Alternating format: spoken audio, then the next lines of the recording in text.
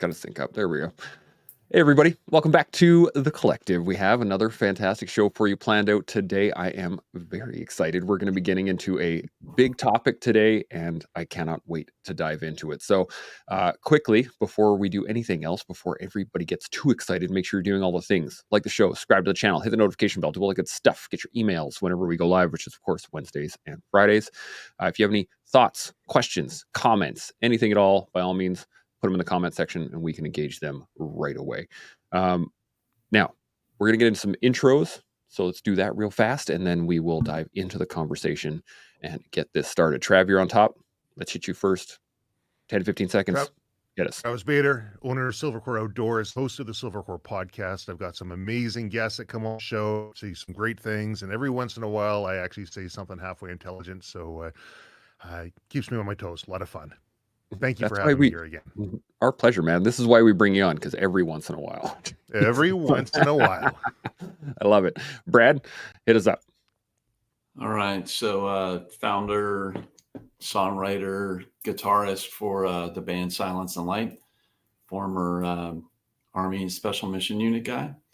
And yeah. That's it. That's awesome, man. That's everything you got there. Sean, how's life in the mountains?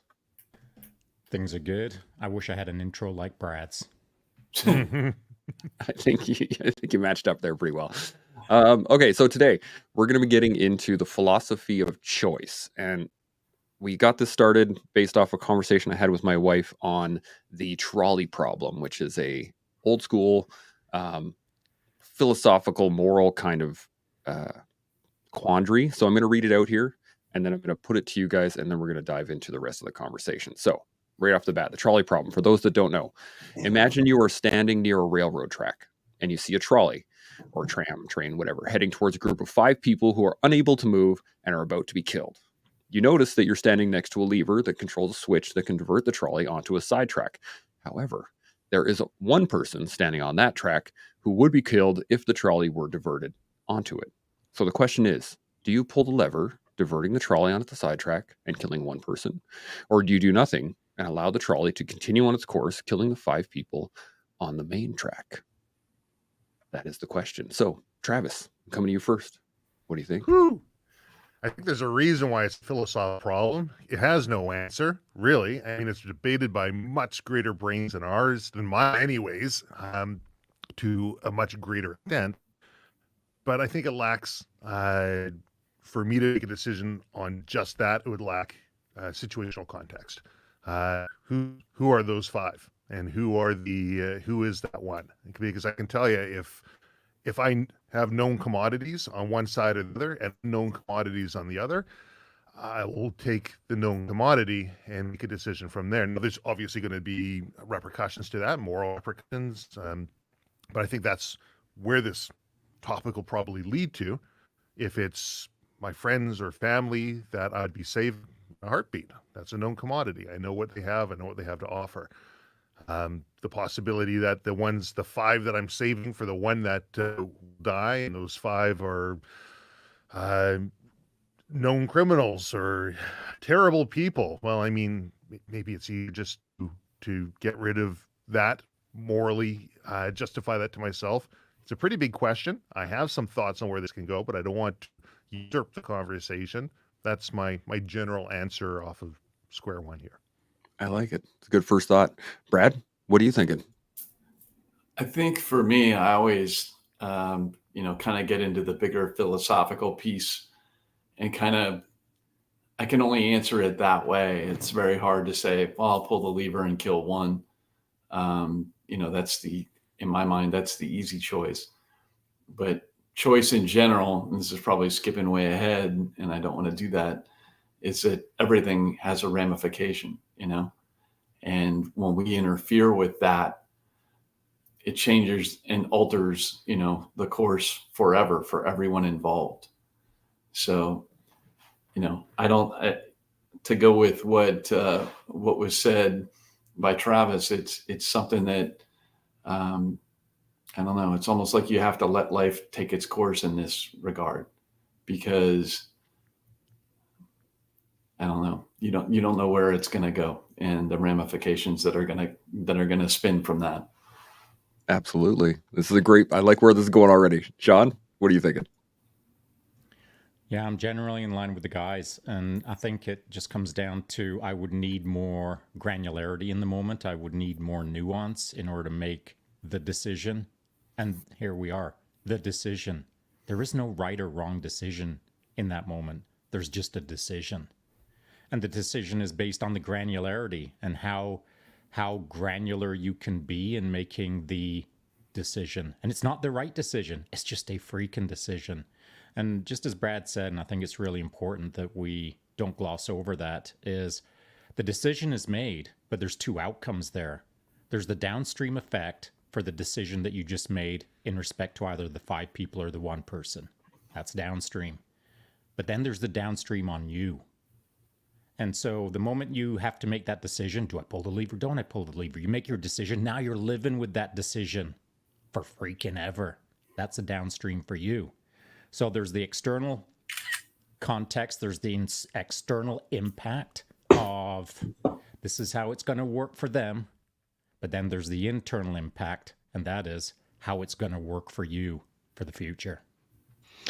Yes, indeed. This is going basically along the lines that my wife and I had in this conversation. But the question then I want to ask for you guys is that for me, it brought up a pretty interesting point in that sometimes you don't have context. Sometimes you don't have the nuance to develop in the moment. There are times, especially in combat or something like that, where it's a life and death decision in the moment. Do you take route A? Do you take route B?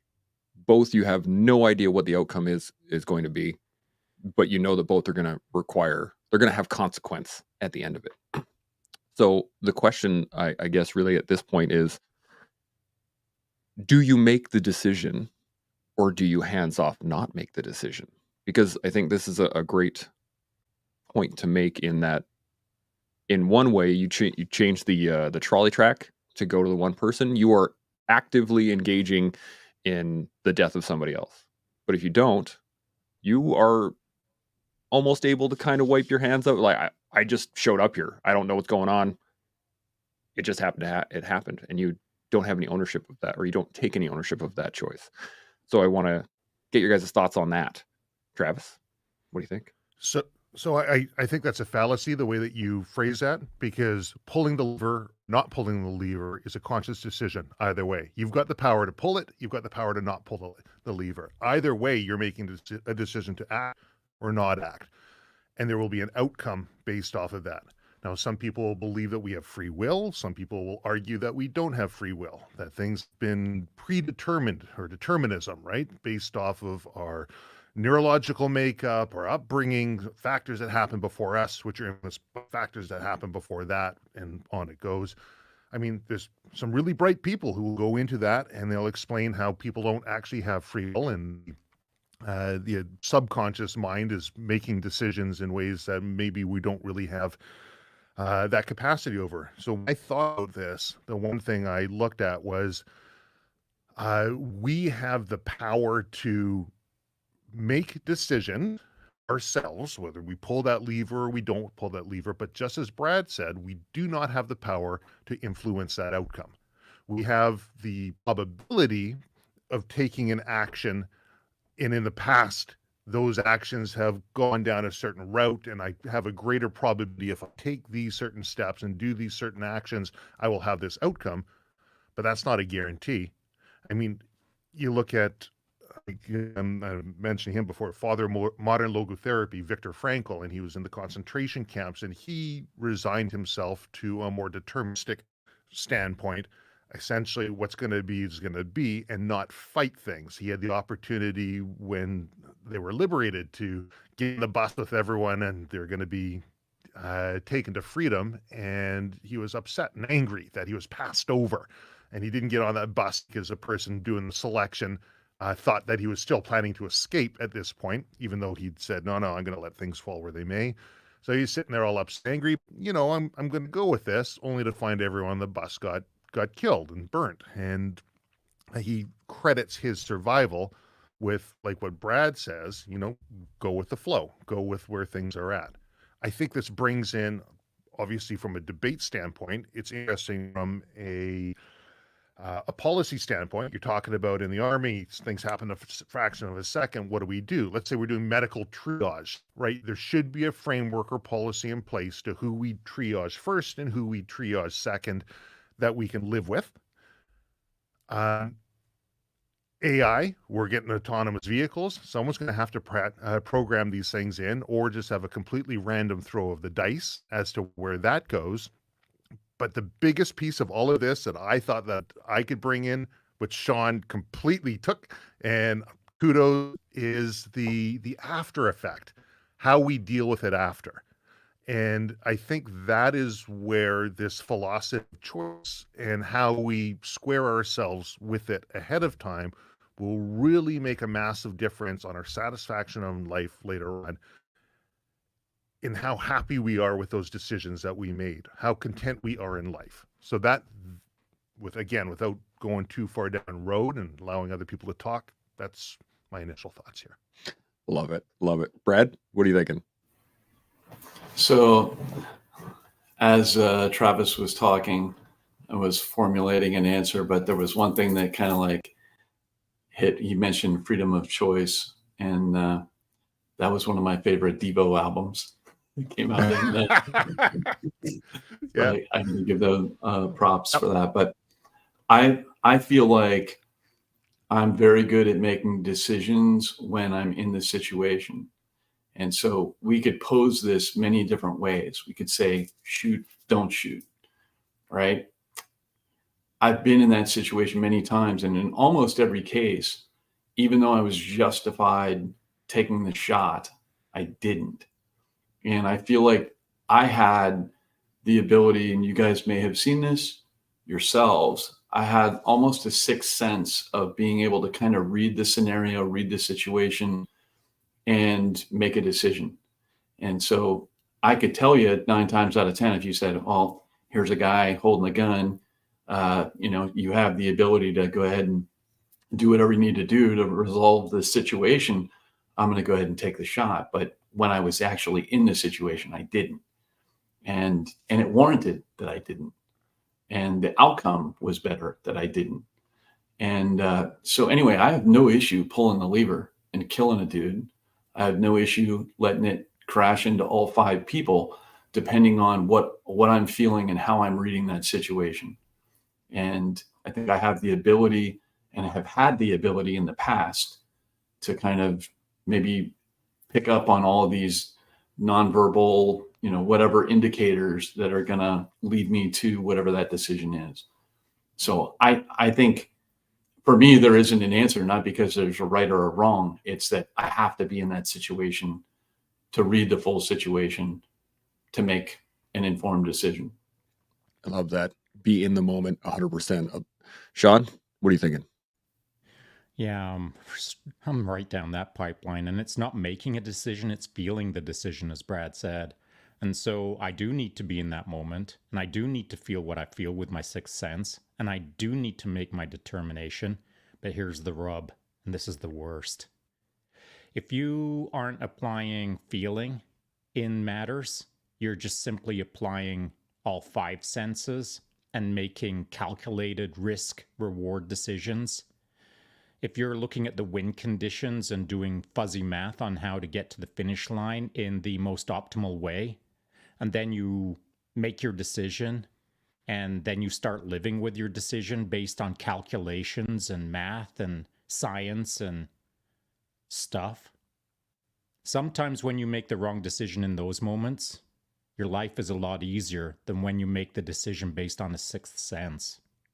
And so the sixth sense is more personal, I feel. When you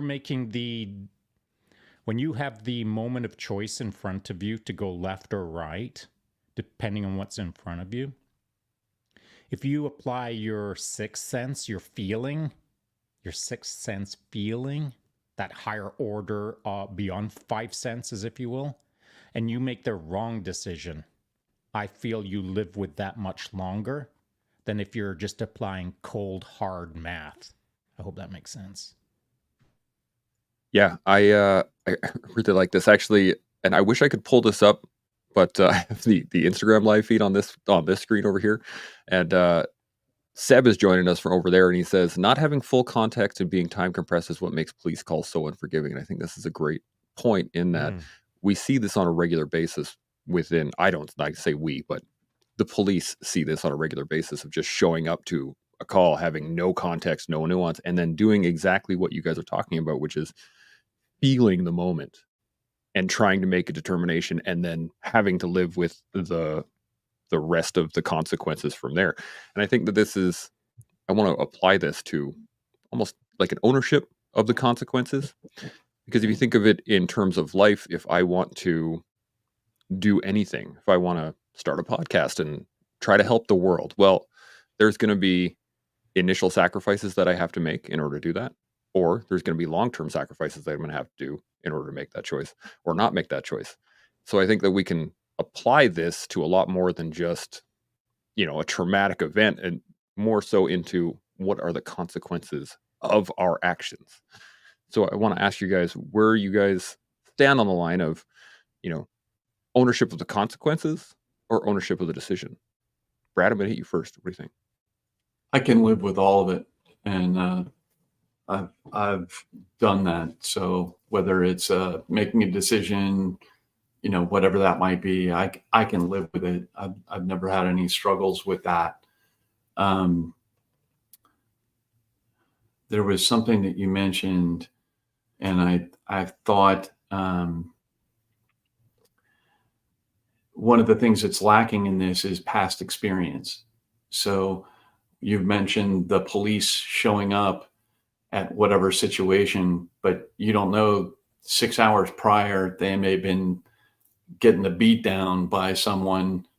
They may have had that happen a number of times. So they're going to respond to something much differently based on their past experiences. So again, it's like, that's just one of the other pieces that you have to roll into the whole decision-making process, I like that. I like that a lot. Travis, what are you thinking?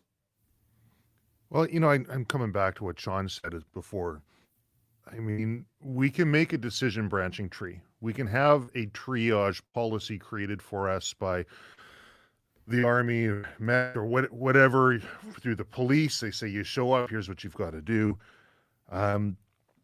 Obviously, personal feeling comes into it. You're going to be basing that off of your past prior experiences. I think in law, they talk about a reasonable and prudent individual, or the common man. Will match that a decision made with somebody with the same life experiences, with the same sort of information in the same situation. Whether their decision they make is right or wrong can be viewed, let's say they make the wrong decision, but can be viewed right by law, and they've got a little bit of framework they've put together for that.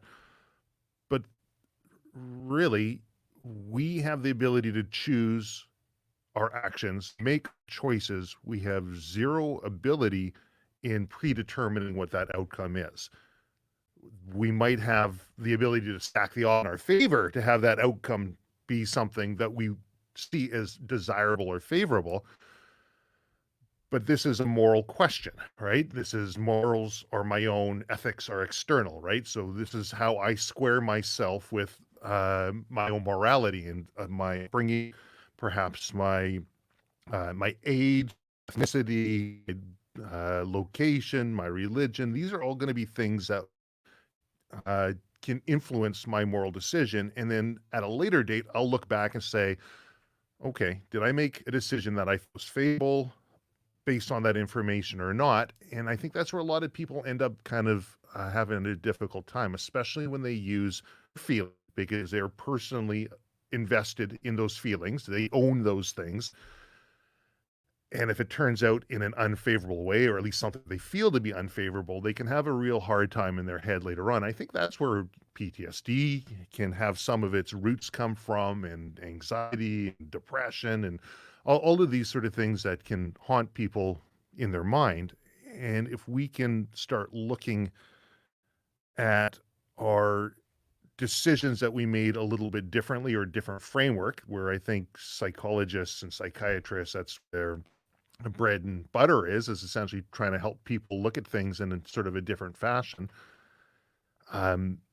when you talk about consequence of our actions and how do we feel that, we'll either be wrought with guilt over the consequence of our actions based on how we look, or we'll have no problem with our consequence of our actions. But being able to frame it properly, and maybe that requires a third party to look in and give a little bit of insight, is helpful, because like Shakespeare said, there's neither good nor evil, but thinking makes it so. Or as Nietzsche would look at, beyond good and evil, right? It's not, nothing's that black and white. Everything's nuanced and there's layers to it. How do you want to look at this? I like where this is going, Sean. What are you thinking? Well, I think that one aspect of this is the trolley, the trolley scenario that you proposed initially. It's got us down the train track far enough that I can now interject with this. So the lever itself it's inanimate. So you walk up to the lever, you've got a problem. Now you've got to make a decision, 5 or 1. But there's no conversation at that moment unless you like talking to train trolley levers. And so it ain't going to talk back to you. So it's inanimate. You're getting no feedback. It's a singular moment with a singular pathway, left or right. There's no opportunity to interrogate the moment. There's no opportunity to feel the moment beyond the feeling. You can't interact with anything. It's just you and you alone. But that's not how the world works most of the time. Usually you get to interact with the person or the lever in front of you that's telling you you've got to make this decision or that decision, or you've got to do this or you've got to do that, or what do you think we should do here or there? These are interactive moments. The lever is now a person that you get to interact with, and that just complicates things sometimes. It adds another dimension to the number of choices that you have to make, and sometimes you have the luxury of time in order to more clearly define the right path forward or the better path forward. And sometimes you don't have the time to interact with that lever in front of you to ask it the questions or get further down the decision branching path. So our world is more complex than just a lever. And with that in mind, depending on who you are, you might have all of the experience. You could be tier 1 times 10. You could have all the experience to make the right decision in that moment. But you've never been a good communicator. I know that would be a rare thing. I think tier 1 guys are pretty good communicators in order to get things understood and get the point across. I think they're all quite intellectual and would make the right decisions in a conversation. However, let's imagine that it's an incredible operator who doesn't communicate well. And if he can't communicate well and he can't understand communication coming in very well, then the choices now are limited. The inanimate object that was the lever is now a person. And for someone out there, though they're talking to a person, they might as well be a lever, because that individual can't understand the nuance of what the person is trying to tell them. They can't understand the moment nuanced enough to ask the right questions to get clarity as to perhaps another way to do things. It's not 5 or 1. It is now, hang on a sec, the conditions that you've just given me aren't satisfying. I need another win condition. Are you saying that I can't put logs or rocks on the train track? Are you saying that I can't move down the track 400 meters and blow the tracks so that now the train goes off? Oh, I didn't know there was 100 people on the train. That's not what I'm going to do. Oh, it's just a coal train with one conductor and I know he can jump out and probably survive, which means that now maybe no one has to die. And so once you're interacting with the world, it makes the simple trolley lever equation much more complicated. Absolutely. Brad, you got any thoughts on that? I think I was muted there. No, I'm still, I'm still in the moment. Got to be in the moment, what I'm reading, what I'm feeling, and then I'm going to make a decision and I'm going to live with it and stick with it and be okay with it. And I appreciate the lever being inanimate and not a part of the equation. Again, it's like you're presenting only a couple of facts, and there's no perception. Like, I don't have the ability to perceive, if I do X, is there another option? Is there an option for me to go run in front of the train to stop it? Is there, the ability to knock the people off myself? And I think based on the facts, like I said, I'm gonna make the call in the moment, and I'm gonna be okay with it. I like it. Trav, what are you thinking? Well, it's just, again, Sean did it again. Oh, kudos. Short mind, but that was another one that had a point list here. Things aren't always binary, and things seldom are binary in their decision making. My thinking was throwing the lever while the train's already in there and killing the thing, right? How far down are the people? But my mindset always goes to, when I'm presented with an issue, I tend to try and look outside of that to see if there's something else where everyone can win. But, this is a philosophical debate which has never been answered. It's going to have different repercussions based on different backgrounds. If we know the age group, let's say 5 are elderly and they say, oh, they're past their prime, they're old, and there's a young baby on the one, well, maybe we'll kill the 5 and save the one. Whereas another culture might prize those elderly and say, look at all the energy and time and information that these people have that they can provide. You have 5 high valued assets. We'll get rid of that one baby. They've learned nothing that they can pass on or help our society with. I mean, it's going to have a lot to do with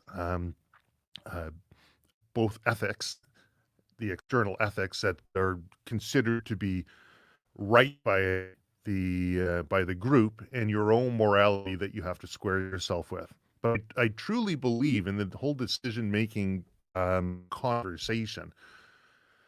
It's been discussed at far greater degrees and by some really great thinkers. Mind you, right now we've got the power of recency and relevancy.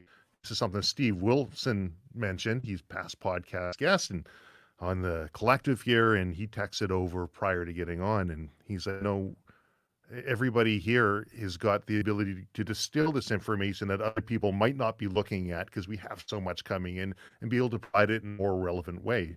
Brad, you've got experiences that other people won't, that people will look to you and say, I value your decision-making process, and it can help me square my own. Same with you, Sean and Chance, and hopefully myself as well. I think that's the thing that will get the greatest amount of value out of a discussion like this from, is being able to look at how they make their future decisions, how they fare their past decisions in a way where they feel are morally right for themselves. This is it's actually going right down the path that I was thinking initially, was the, how much does our personal identity play into these decisions that we make? And you guys are absolutely right. Rarely in life are decisions directly binary, right? It's A or B. There's C and D and E and F and all these things. And I know Sean has said it many times, Special Forces guys pride themselves, not just pride themselves, but they seek answers outside the given parameters that's how they do their job. So I guess what I want to know, or what I want to get your guys' thoughts on, is when do we recognize that the way in which we view ourselves, the trying to think of the word for it now, but our own personality, our own history, our own perception of ourselves play into these decisions, and how do we either recognize that we need to pull it back or utilize it in the moment? Sean, I'm going to come to you first on this one. What do you think? Well, I think, reflection is a good way to do that. Reflection on who you are on a pretty regular basis, reflection on your past performances, reflection on the decisions you made yesterday. I think you've got to understand yourself as a body of work and constantly review it to see if you're on track or not. And so I was thinking about where we're at right now in this conversation. And we've had this conversation a number of times, not with this specific, the philosophy of choice or the philosophy of, but we've kind of bounced around this subject in the past. And a long time ago in one of our early podcasts, what I did state was this: man, I've screwed up. I really have in the past. And I've got some regrets from my past. But those regrets that I have, that is hard to consolidate, is based on the fact that I knew I wasn't doing my best at the time. Like, I was, not that I was half-assing it, but I was only 90%ing it, we'll say. And whether that was relationships or whatever the case is, it's neither here nor there. The fact remains that in my past, there's some things that I'm kind of bummed about that I should have done better. And so regret, for me, doesn't exist as long as I'm doing my best. And I've said that so many times now in the potty, that just do your best. And when you're 70 years old in your rocking chair on your front porch, you'll take satisfaction in the fact that you did your best. And doing your best strips out the regret. It doesn't mean by doing your best you're always going to get the outcome that you were seeking. It just means you're doing your frickin' best, man. You might only get halfway there. You might actually screw it up, but you were doing your best. And when you're doing your best, it's hard to have regret. Regret comes into the conversation when you're half-assing it. And so for me, as long as I'm trying really hard to do what I need to do in that moment, I'll sleep well this evening, and I'll sleep well tomorrow. There won't be regret attached to this conversation, because I'll have been trying to get either my points across or trying to really listen to the guests so I can soak up more wisdom, or anything that I can do in this moment to do my best lets me sleep at night. That's a great point. Brad, what are you thinking? Wow. So I listened to your question and had some ideas, and then listened to Sean talk, and it took us down a road that I was not necessarily expecting. In terms of regret, that was one of the things that came up. The first thing I'm taking issue with is that I better be a whole lot older than 70 sitting on the porch in a rocking chair. Like, maybe I hit that at 105. Yeah, but I am nowhere near 70 being the cutoff age. It kind of goes with, for me, the same answer that I gave to the train lever question, which I tend to be a person that flies by the seat of my pants. And I feel like it's what works for me. It may not work for someone else who can't live ambiguously, not knowing what tomorrow brings. I feel like what that's allowed me to be able to do is, as I'm presented with life's curveballs, as I'm presented with opportunities or whatever that might be, I can make the best decision at the time because I'm trying to look at it openly and objectively. I don't have a plan for in 5 years, this is where I'm going to be, and here are all the steps that I need to take to get there. And even yesterday when you text me and you said, hey, we're going to talk about, this tomorrow, the philosophy of choice. And I was like, yep, we'll just let it fly. Like, I'm not going to look into that. I'm not going to think into it or anything else. Sean brought up an incredibly great point about regrets. And when you give something your best and you give it your all, I've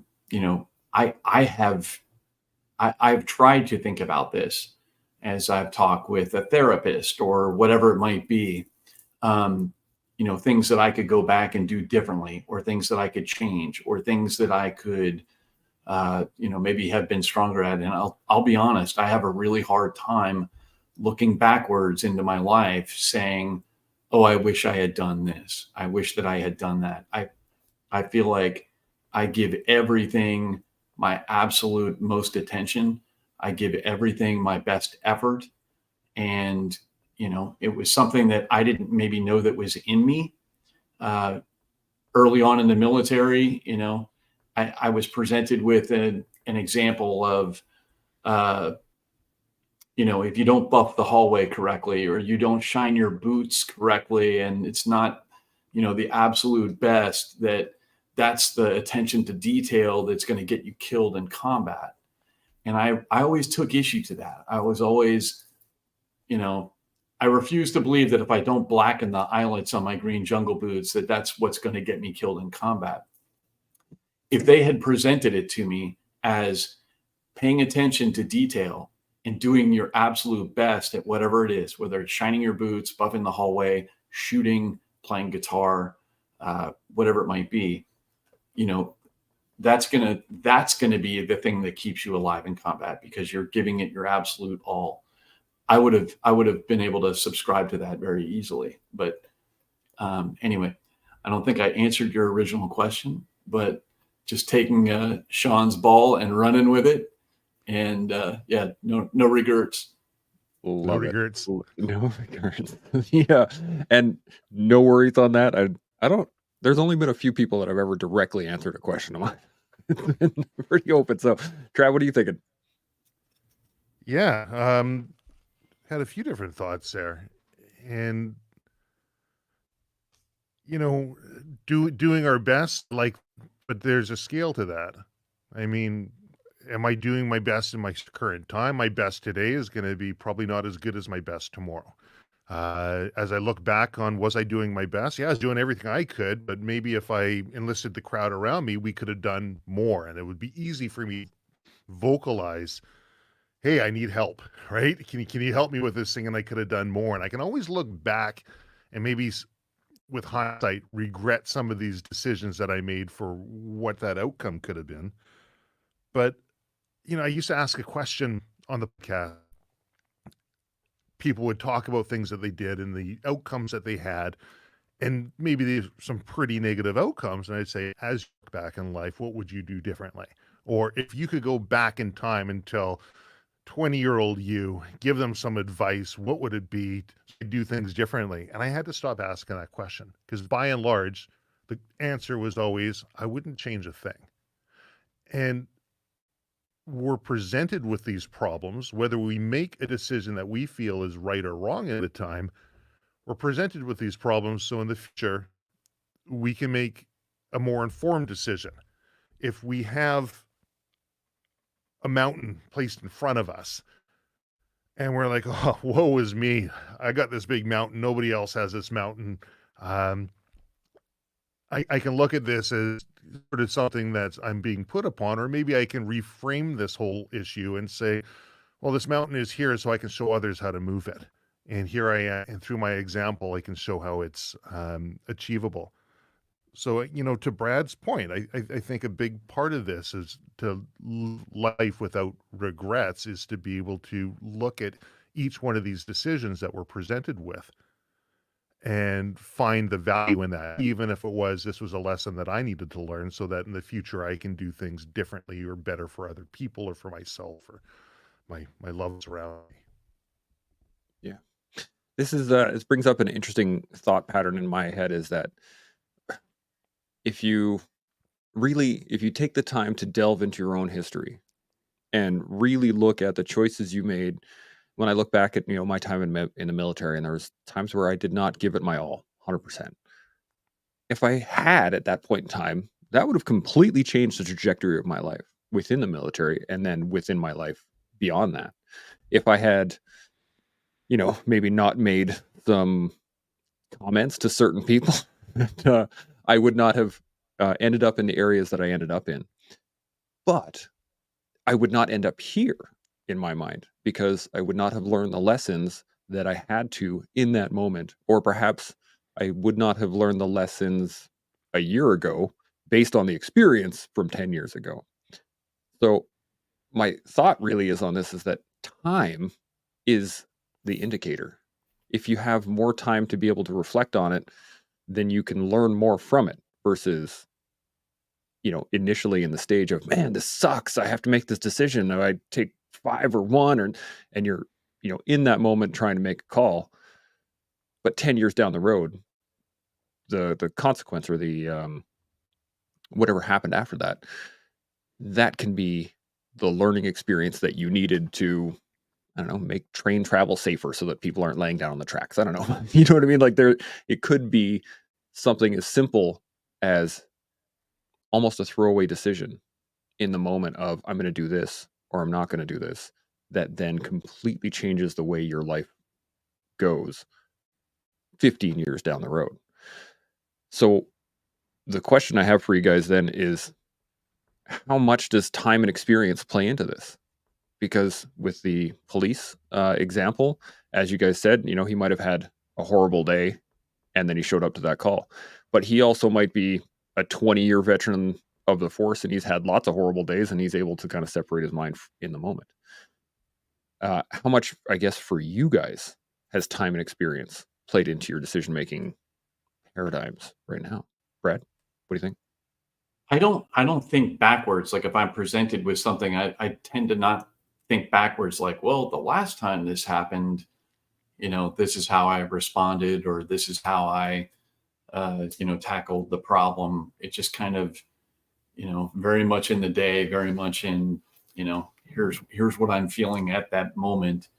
But I think all of those experiences shape your decision making. You know, past experiences, you know, are a huge part of that. I remember, you know, doing offensive operations, and you know, my first foray into combat was Black Hawk Down. So it was very hard for me to post Black Hawk Down be cavalier about, you know, what we were doing, because now I'm thinking, all right, I saw how badly that went. Let's get all our ducks in a row and make sure that all the, you know, I's are dotted and T's are crossed. And, you know, other people would look at me and maybe say, oh, you know, he's scared to go do this, or he's nervous about, you know, whatever it is. It's not really that way. But that had a huge impact on me. And, you know, other people didn't have those experiences. So maybe their way of solving a problem later on during deployments was much different than mine. But yeah, I don't know. I tend to not look backwards. I try not to look backwards, just to take it for what it is. But I think all of us have this thing inside of us. There's a second part to that, which is the forward. To me, my hangups in decision making is always the forward thinking, not how do these experiences and past experiences shape my decision, as much as it is I'm getting ready to make a decision, and how is it going to affect others around me? How is it going to affect someone that I love? How is it going to affect, you know, those are the things that have hung me up more so than things in my past. I love that. Trav, what are you thinking? I love that you're taking notes all the time. I always know what to go to next. I have to take notes. My brain just doesn't work that way without it. But I love what Brad's saying here. You know, he says, I don't think backwards, but if I was a betting man, I would be willing to bet that Brad probably feels backwards, and he can use those feelings that he's had from past times quickly apply to the decision making as it moves forward.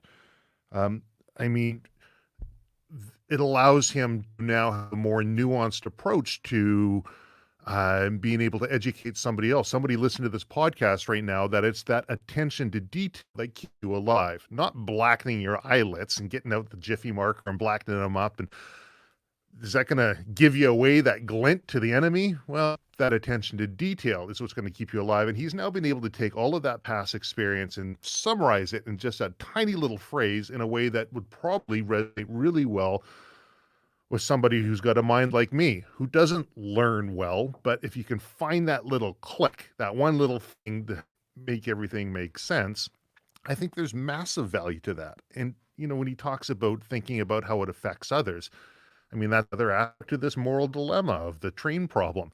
Okay, I say I'm going to throw the lever. If I have my child is the one on the one side, and these strangers, these 5 strangers, goodbye strangers, right? Easy decision for me to make as I talk here now without the feeling, without all the information. And if I'm unable to find a third solution or fourth solution to the problem.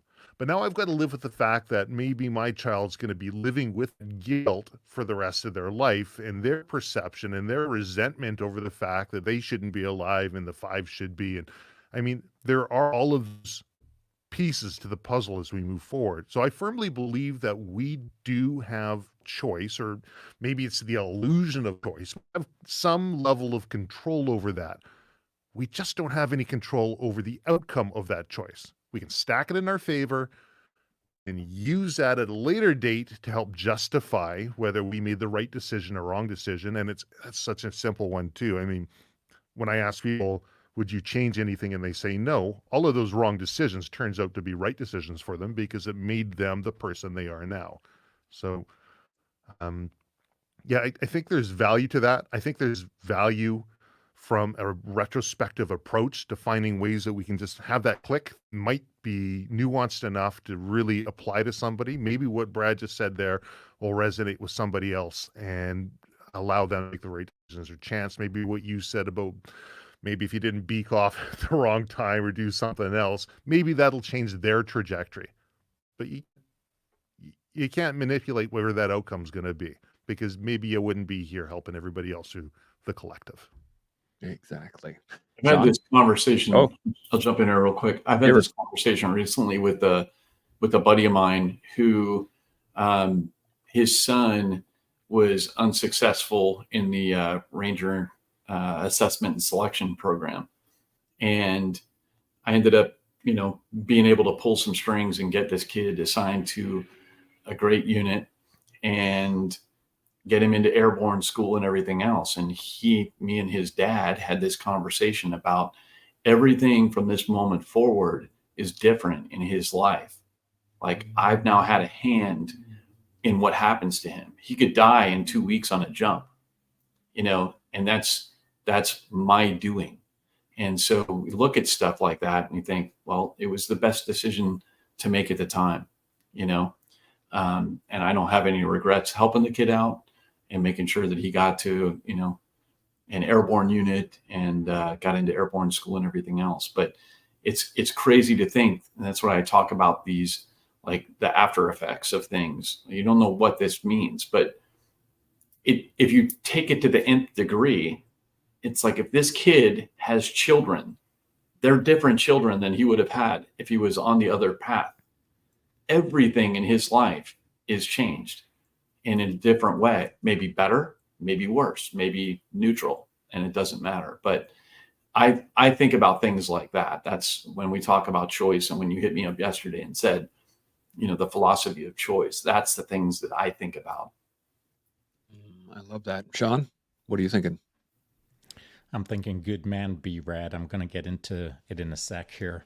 So, first of all, I scribbled down Bolivia, and here's why. Because back in the day, I believe it's the highest train track in the world between Ecuador and Bolivia. Anyway, I was on it.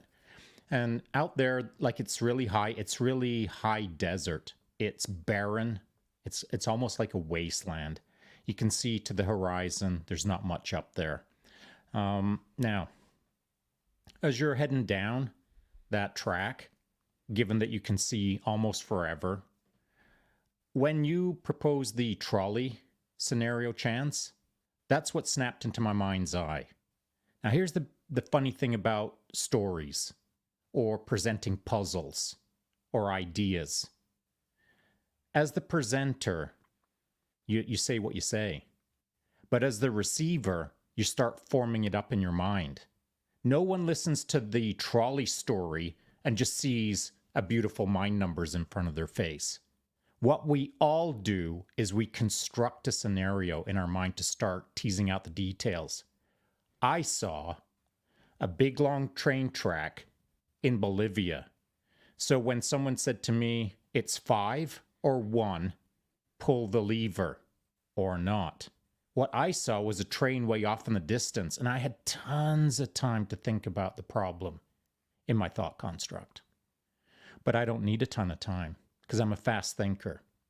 And so there's fast thinkers and slow thinkers. My wife is a slow thinker. She thinks probably deeper than I do. She's certainly brighter than I am.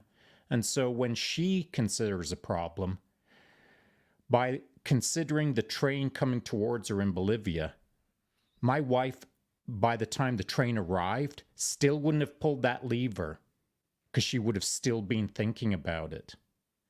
And then the decision that she makes might not have been the best decision because right up until the last second, I'm not saying that she would panic pull the lever or panic leave the lever, but she wouldn't have been ready to make the decision by the time she had to. Whereas me, done. Because I'm not going to say I'm like B-Rad. I'm going to say I'm like Sean. I feel the moment. I absorb the entire situation in Bolivia, train way down the track, and I already know what I'm going to do. But now I have the luxury of time to see if I've got other options. And so if you're a fast thinker, you have way more options. If you're a slow thinker, you don't. Now, why is that important?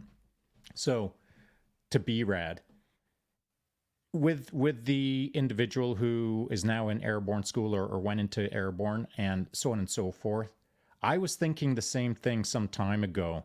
There's a young guy, he's now 11 years old. He connected with me when he was 10 years old through his dad. And this young fella, his name is Mason. He wants to be in Tier 1 Special Operations, JTF2. And before I engaged with that young man, before I engaged with his dad, I sat down and thought about it a lot, man. Because the downstream effect is if this young fella gets into that track and then gets into JTF2, the odds of that occurring, they're so slim. It's so slim that he'll make it. But if he does, now it's not on me, but it's kind of on me. And I know what that life's like. And he doesn't. And so I'm encouraging him to step into a life that he doesn't understand. And so, again, that's kind of on me. And if something went tragically wrong, though I'm not going to take responsibility for it, it's still kind of on me. So we have these little rubs in life, these little, you get like almost a butterfly dusting from the butterfly wing on your sleeve. And it's perhaps permanent or impermanent depending on what you're wearing. But the point is that every decision that we make, be it fast think or slow think, has ripple on effect for sure. And it's not that it concerned me when I was thinking about Mason, because obviously I chose to support him. But I paused before I made the decision to support him to consider these things. And I feel that not enough people consider the downstream effect of our choices in that moment and possibly quickly move through the moment and think, yeah, I'm going to support that kid without giving it deeper thought. And I feel that there's a liminal space in there where everyone should pause if they've got the luxury of time to deeply consider the ripple on generational effect. This is a beautiful point, and I wanted to get into this a little bit later, but we're going to get into it right now. So here's the rub on this is that I think it depends on our justification of whatever it is we want to do. Because to your guys' points, you get this kid into an airborne unit and whatever happens beyond that choice, right? You made the choice. I'm going to help out. You're going to help. Same thing with Sean. Hey, I'm going to help Mason. Let's put him on a path.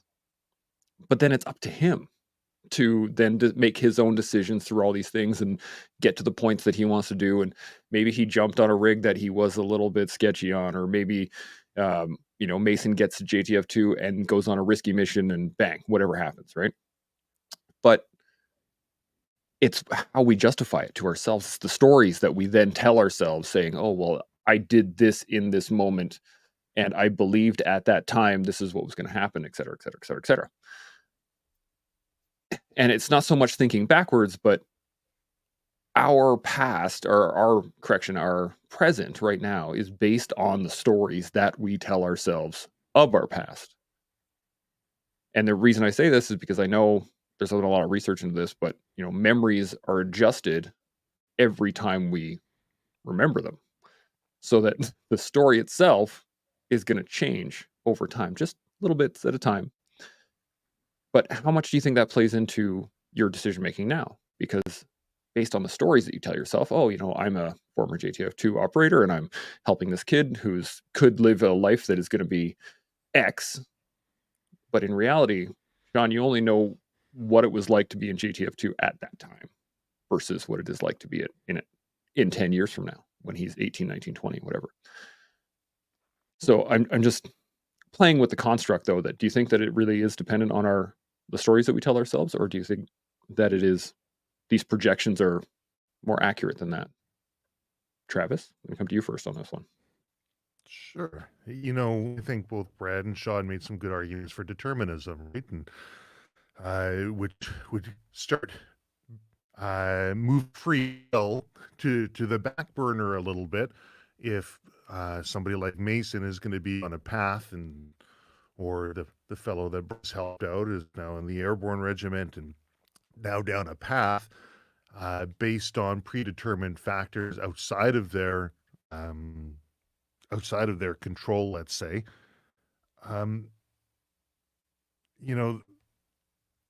It's an interesting thing.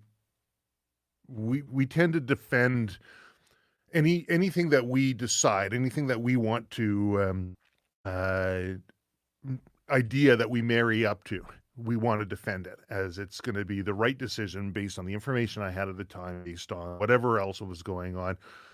But I think there's a lot to be said from sort of divorcing yourself from that ego aspect of these decisions, and that might play more into a free will sort of scenario. Just because you gave the nudge to Mason and provided him some contacts, you probably also provided him some contacts that Mason wouldn't have gotten from anybody else other than from a current or past JTF2 soldier, which can form his decision-making process, which later on down the road might boil into something else and cause him to go down a different path.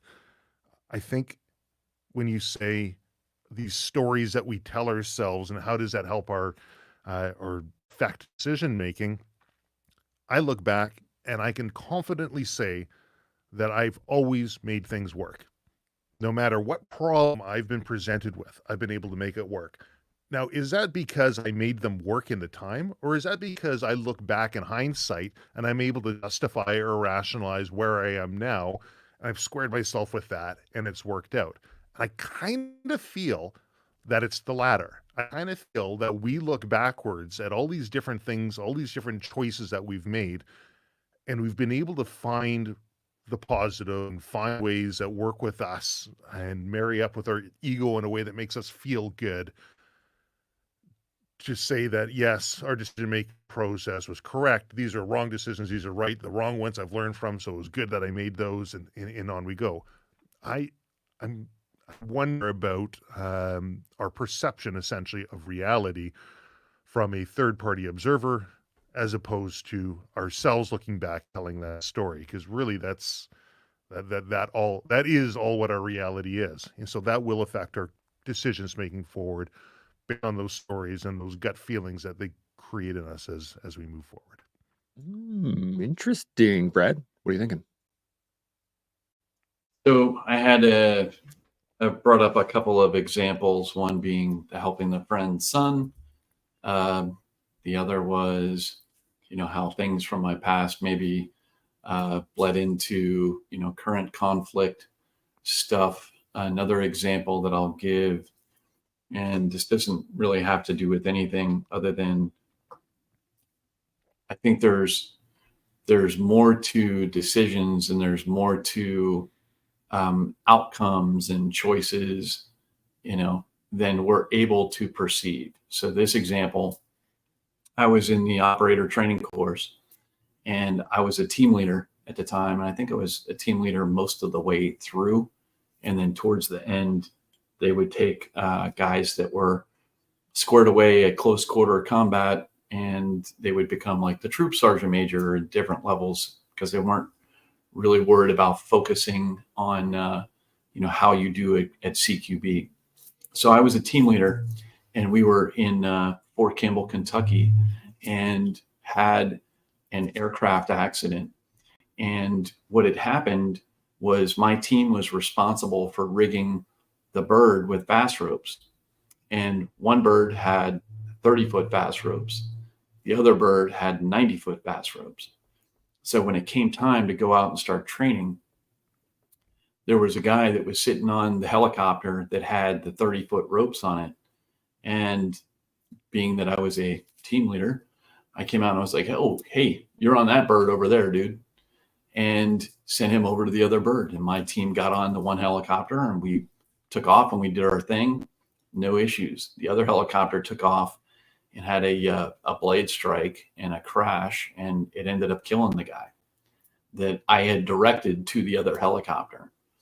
So a decision that I made, it was only for my own and my team's, benefit to not have to do a long fast rope. And when I look at that, I've thought about it, a number of times, but ultimately it's like that was that guy's path.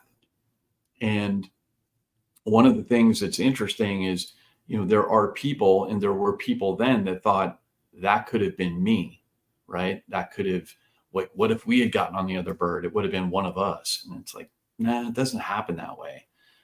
You see the amount of metal flying around in a gunfight, and it's very selective, it's very selective who it hits. It's very selective at the people that it kills or hurts or maims or whatever. And I feel like there's a part of this, which is we're on a path, and maybe this kid's path, as an example, the one that I helped, maybe I was a part of that path, and me helping him get to this airborne assignment was a part of that journey that was supposed to happen, And so I don't know, it's interesting when I think about, that's why decisions, regrets, all of that stuff, I don't know what the path is. I don't know. I'm just making a decision at the time and kind of rolling with it, flying by the seat of my pants. Yeah, absolutely. Sean? Did I do a good job avoiding your question? Yeah, you did, actually. That was awesome. Congratulations. Yeah.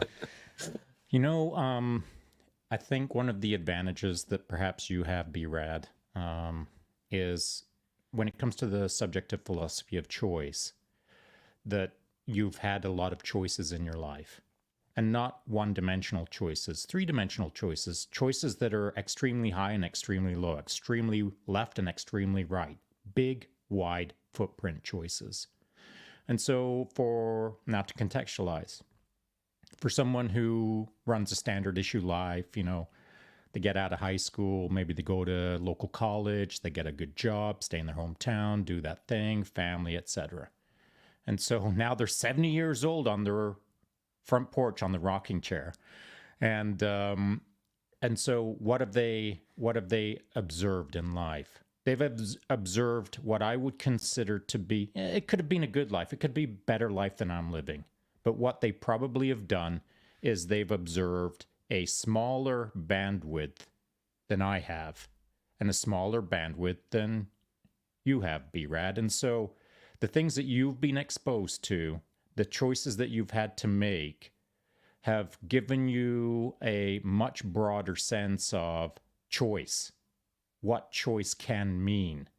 All of the choices that you have in front of your nose in any given moment, and those choices are probably an order of magnitude larger than an average person or a standard issue person who hasn't been exposed to 1 gajabillion instant decisions now.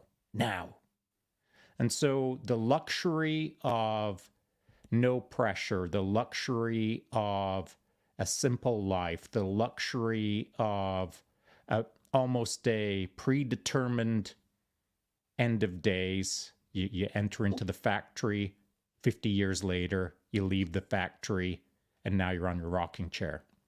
These lives don't present as many choices as the life that someone else can live. And therefore, the philosophy of choice between those two people is different.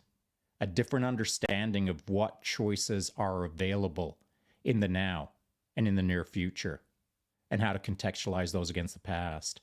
And so person to person, the answer is different when it comes to philosophy of choice. We can generalize for sure. We can come up with some rules of thumbs for sure. And we can get some kind of central pillars on this subject, of course. The classic case being determinism or etc.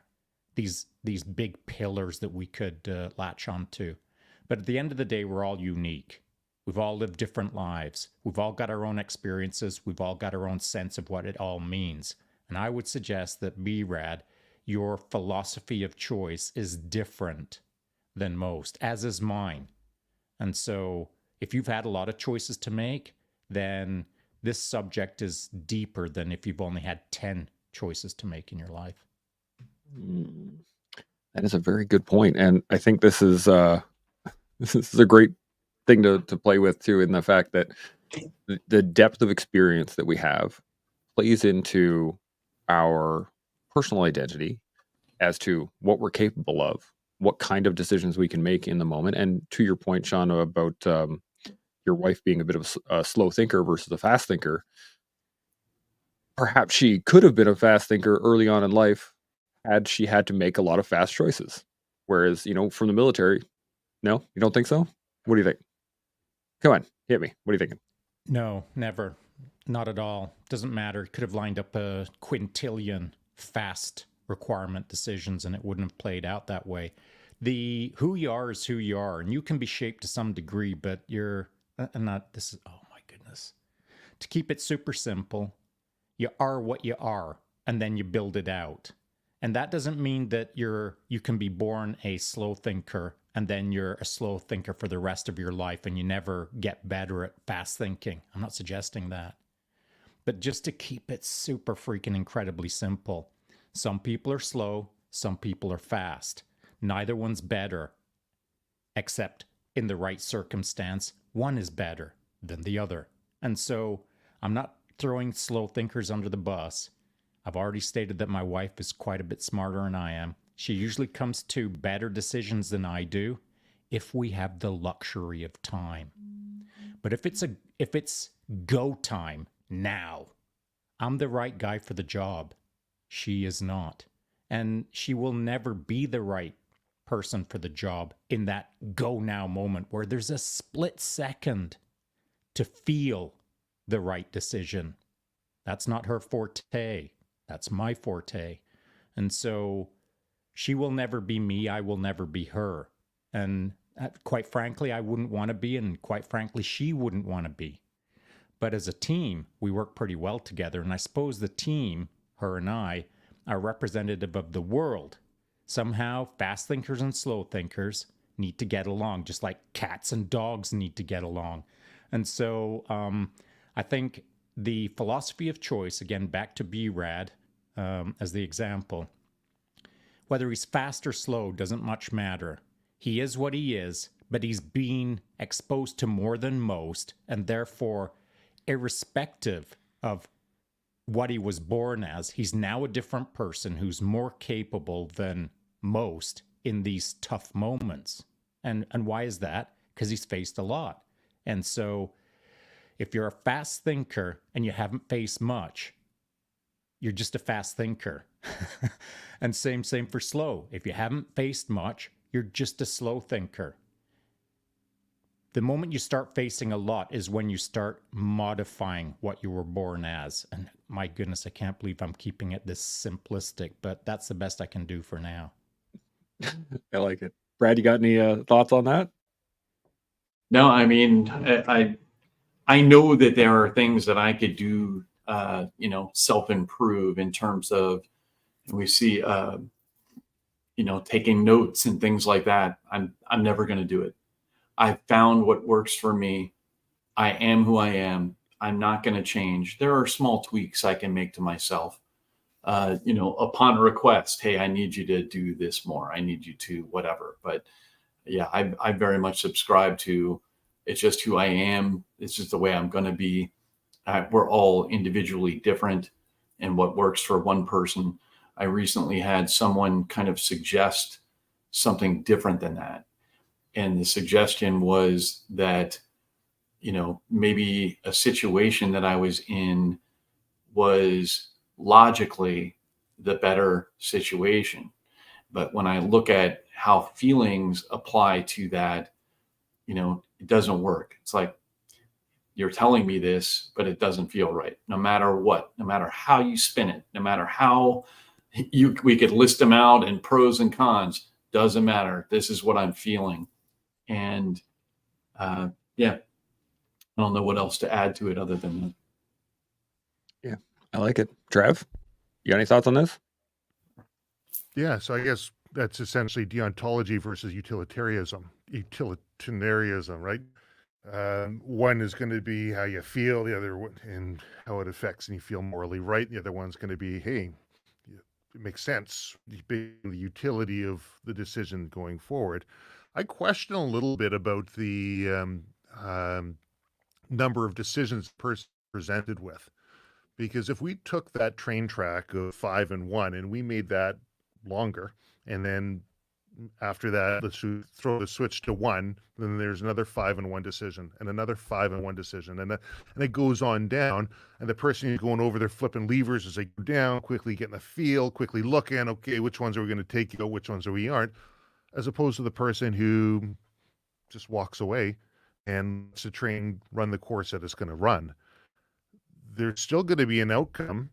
The train's still going to get to the end of its tracks and take out X number of people. You've just had less input yourself in there and pulling those levers. The act of not pulling that lever is a decision which has multiple decision repercussions down that track. So an individual like Brad, who's made these decisions, and okay, here's a helicopter here, it's got a 30-foot rope on it. The other individual who got a helicopter is also placed himself in a decision branching process. Brad's in charge. He's going to have more of these levers to flick. The other person had made his decisions that went on there, which may have less levers to flick. The track is going on down. But the decision to not that lever, the decision to not enlist in the military is going to have longer term repercussions of decisions that you've now just written off. So you made 30 decisions at once. I'm not going to enlist, or more than, in the military, as opposed to, okay, now I'm going this path and I'm going to start throwing these levers. So that lever puller is going to have a way more expertise and way more experience in being able to throw the levers, make those decisions. But I'd say the person who never threw the lever to begin with arguably has made a lot of decisions tactfully. I'm digging this. Sean, I'm coming to you on this one. What do you think of that? So if we were to run the trolley scenario 100 times, the fast thinker would have 100 decisions. The slow thinker might have 12. So now we've got 88 no decision deaths. So only 12 opportunities to learn in that moment. Scale it out. Now there's 1,000 iterations that have got to be run so that the slow thinker can solve the problem in a more timely fashion. Here's what I've learned. When as you start heading towards elite units that are required to move fast, think fast, do fast, be fast, there's no slow thinkers there. They're fast thinkers. You don't have the luxury of time to hum and haw and stroke your chin and say, I need a few moments to think about this. There's times when you can do that, but then there's times when you absolutely can't do that. And to be in a unit that is fast moving, you might be in a support role if you're a slow thinker, but you're not at the door breaching it.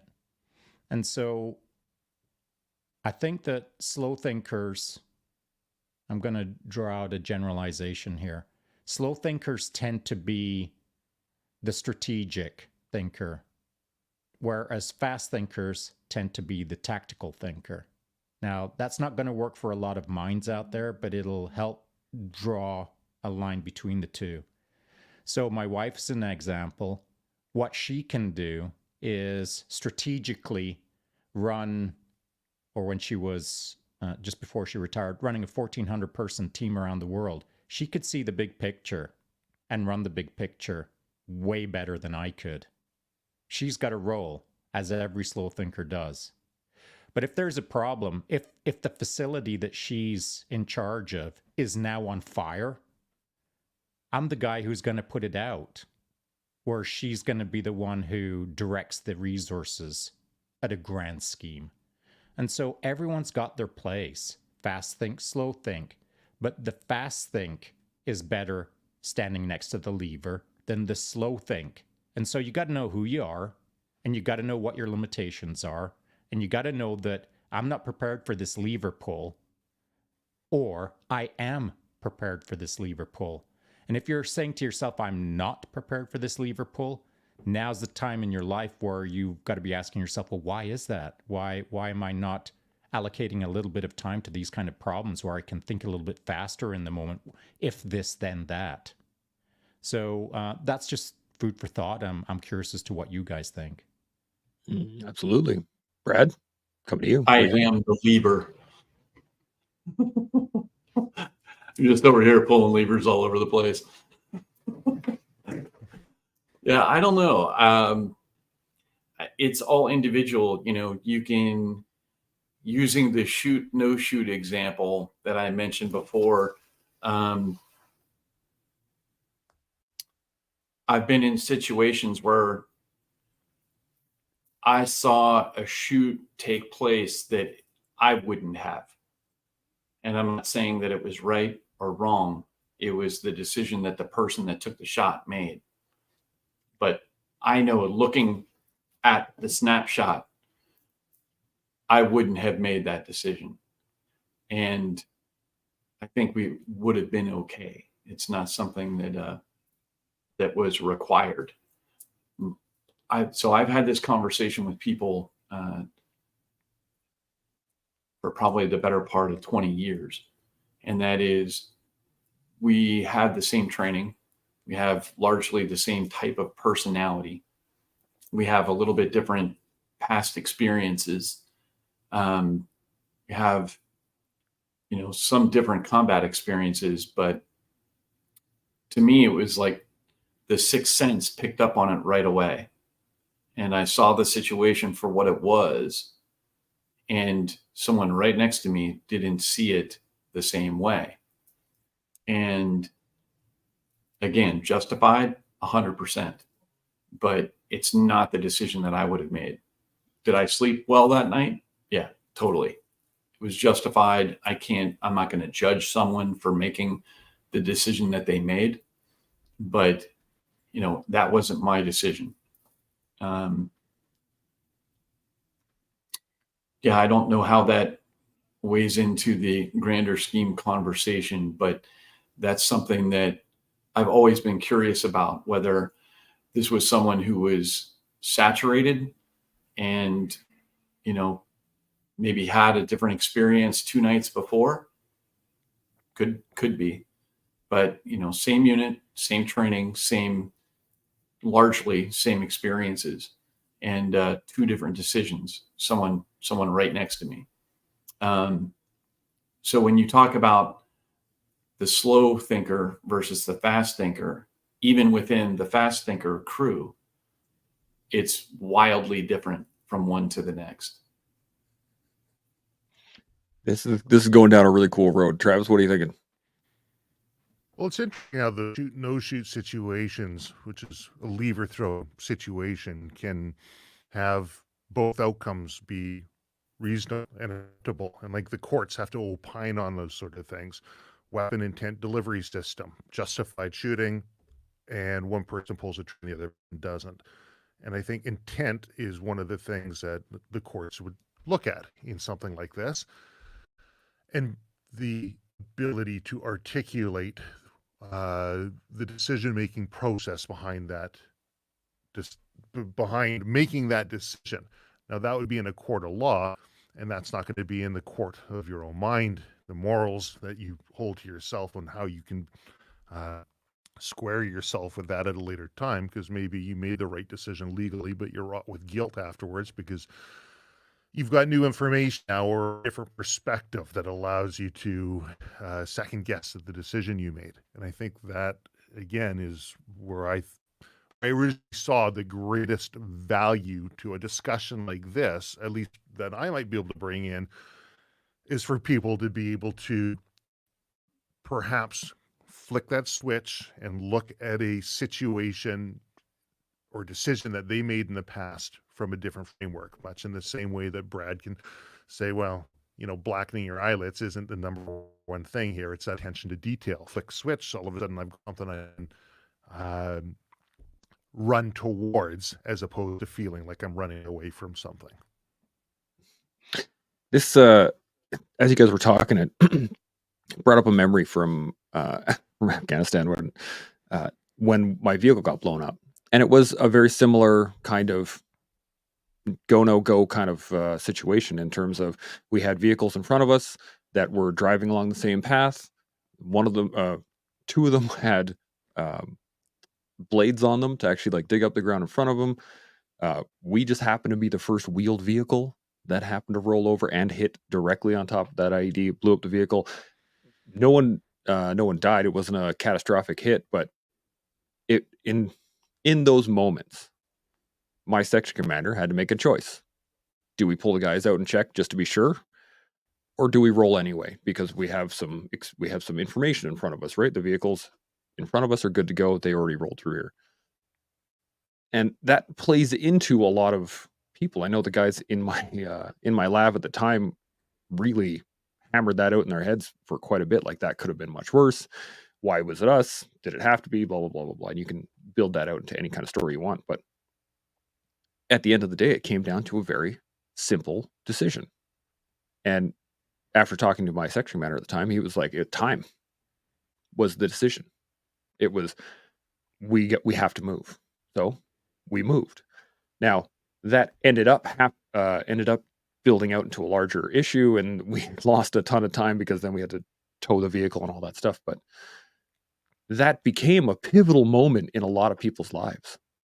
There was 7 dudes in that vehicle that now actually sat around and go, man, I got blown up today. That's a weird feeling. It's a pivotal point in their life, based off of a very quick check decision. Yep, good to go.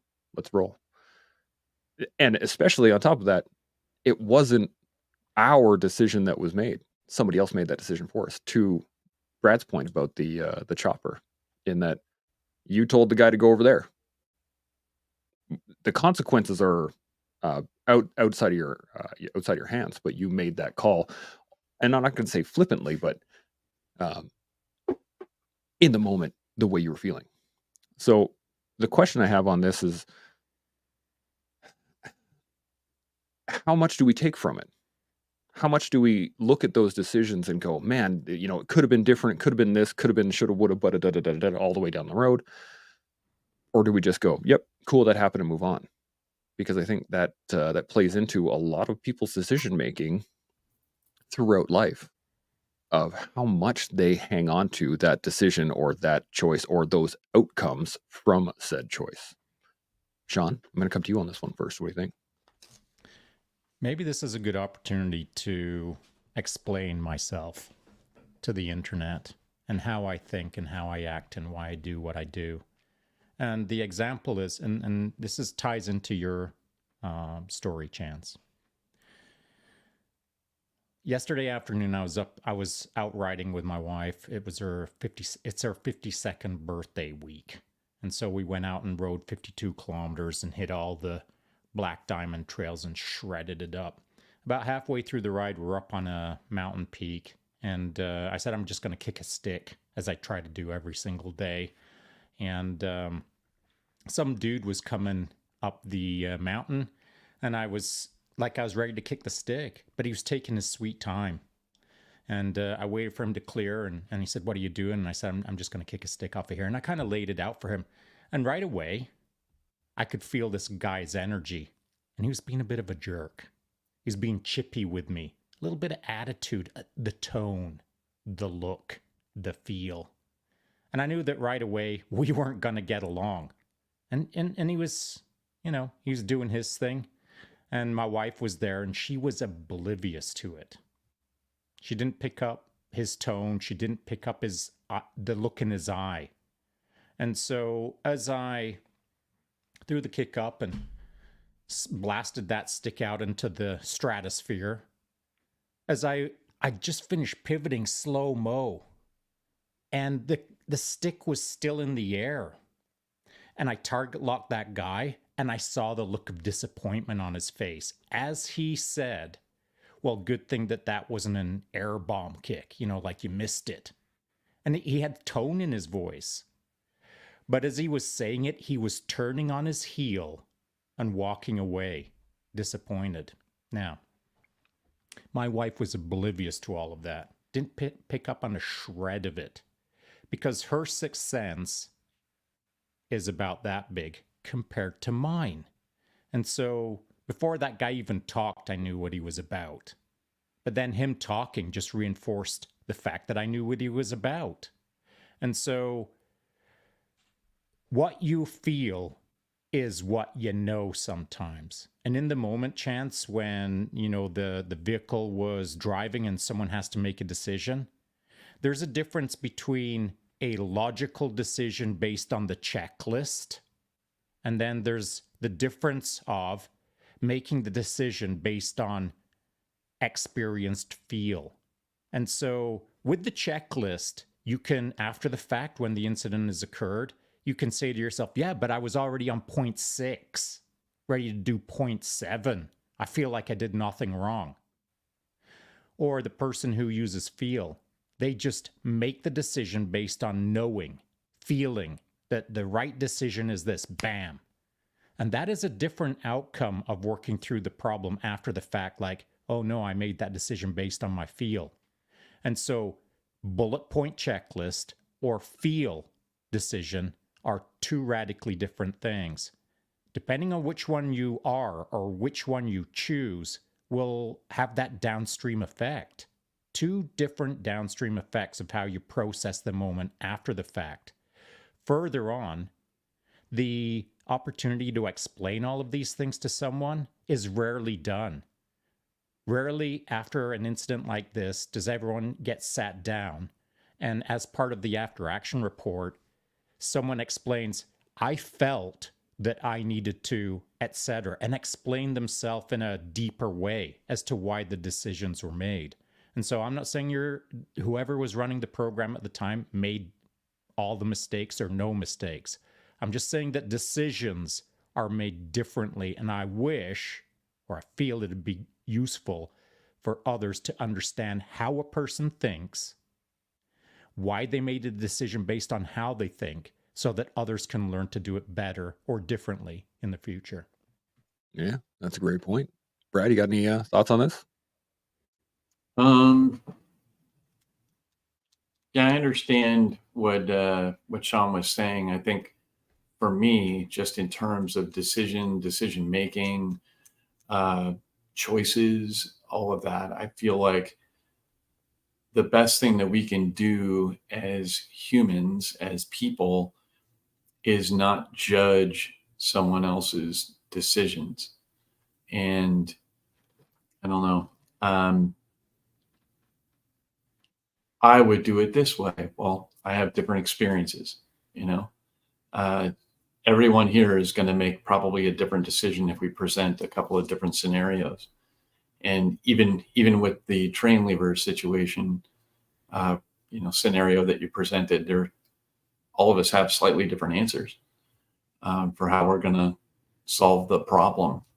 But I feel like judgment is the key if you're looking at the downstream effects, of anyone's decision. It's theirs. They're making it for the reasons. A lot of it might even be private to, why they came to the conclusion that they did. So I try and be that way. Absolutely. Has nothing to do with the question you asked, but that's okay. That's the answer you're getting. And my answer to what you just proposed, B-Rad, though it's, again, definitely not going to be on topic, is I'm judgy. I am. And I try to be less judgy than I used to be 10 years ago or last year, but I'm still judgy. And to what degree? Maybe 3%? I don't know. 7%? Pick a random number, but it's low, but I'm still judgy. And the reason I'm judgy is because I like to evaluate, determine, and then reobserve the outcome. So if I look at a person and think ...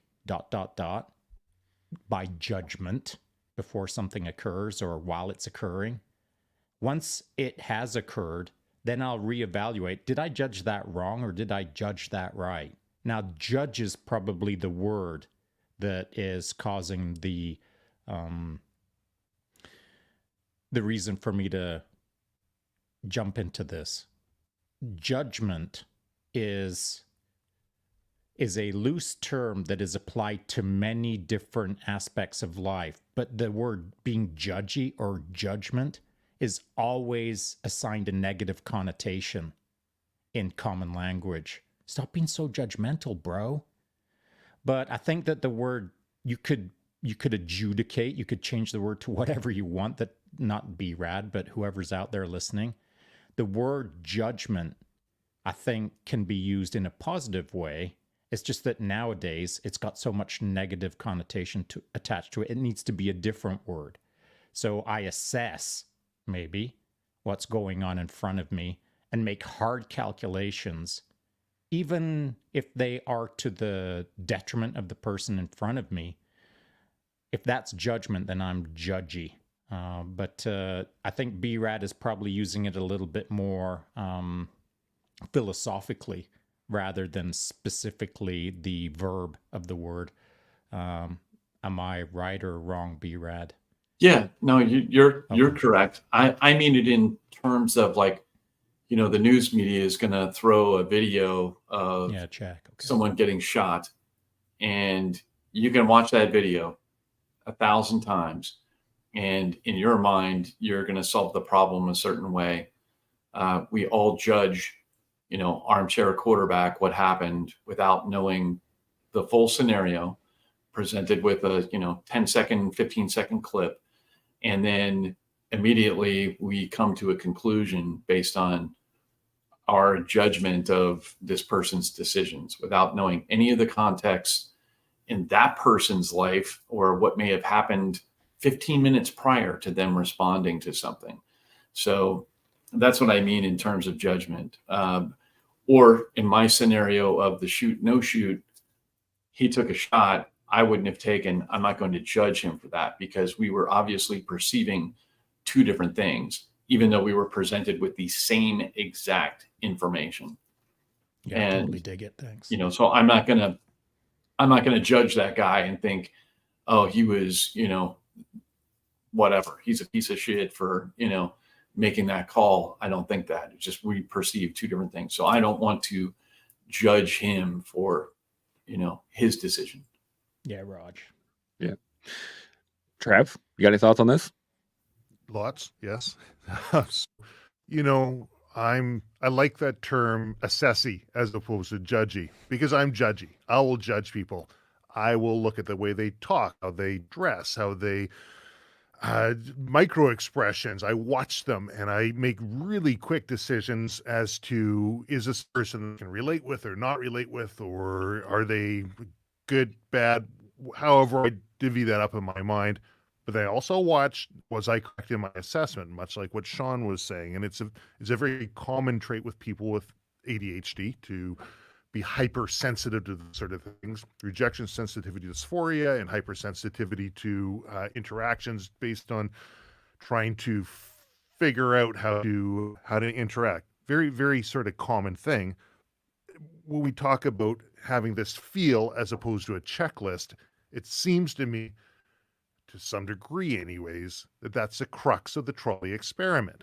How do you train feeling in other people and have a defensible sort of policy that you put forward? How do you train feeling into AI if you're going to have autonomous trains and vehicles that are going to have to make these decisions?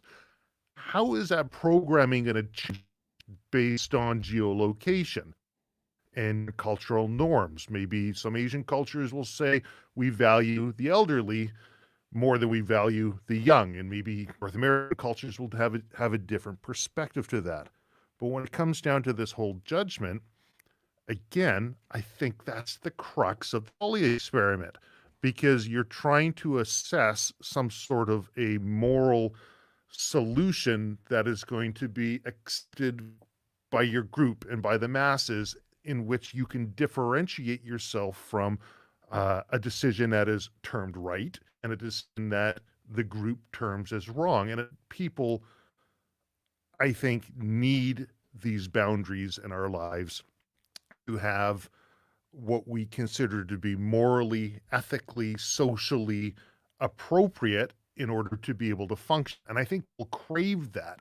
And I think some of the issues that people are taking issue with is stems from the fact that society in a lot of ways has been moving towards everything's okay, everybody's okay, everyone's got an opinion we're going to have to accept, and that breaks down the sense of unity or collective that people can experience from having a shared norm or system to work from. So I 100% agree that to pass judgment on somebody else would be to marry our ideas and opinions and ego and try and impose that on somebody else. And I don't think that's going to be a healthy way for us to move forward. But as a community, I also believe that we need standards, norms, regs that are going to be deemed as socially acceptable for us to be able to move forward. People naturally gravitate to those different norms and judge each other against it, constantly recalibrating. And that's why it doesn't really have an answer, because everyone's coming from different perspectives. So it's an interesting dichotomy. Yes, I think judgment, but being open to reasonable persuasion and not condemning an individual's decision when making that judgment. Because I need to know how I move forward in life, and I can calibrate myself off of other people's mistakes and failures that they're making, and I can move forward. And if I don't have that level of differentiation or judgment, I'm going to be sort of lost in the wind. And I think that's where a lot of our youngsters are finding themselves right now, sort of lost without constraints and boundaries because of the global community they have. And we're trying to marry all of these different ideas together. So I kind of spun off into a few different areas there, but it's all good, man. I wrote down here, and I want to get into this because it's great talking about judgment. I think judgment has a negative connotation due to the fact that judgment usually determines guilt, right? In the idea of, we are innocent until proven guilty in the Western world. So in order for a judge or to be in front of a judge and them to render judgment is to pronounce someone guilty. Otherwise, innocent. But they're already innocent. That's the key point, is that the assumption is they're innocent. So the judgment is then whether or not they are guilty or whether they are guilty. That's the judgment. And that's just my own personal postulation on this in terms of why judgment itself, the word, it has a negative connotation in just the fact that it's usually a deterministic thing than it is a dichotomy. But I want to get your guys' thoughts on, it's like that in the Western world because we have that mindset. But you go back 400 years, 500 years into a realm where innocent until proven guilty is not a question. And that way, judgment then is, like you said, Travis, between innocent or guilty.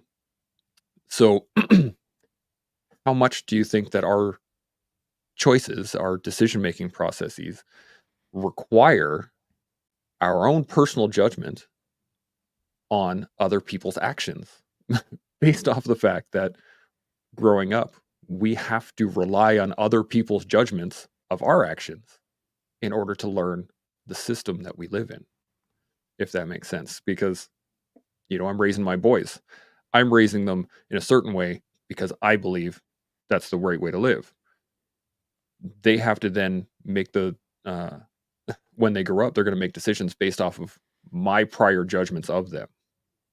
So I'm wondering, do you think that it is a self-deterministic judgment that creates our choices, or do you think it is it's determined based off the judgment of others previous in our life?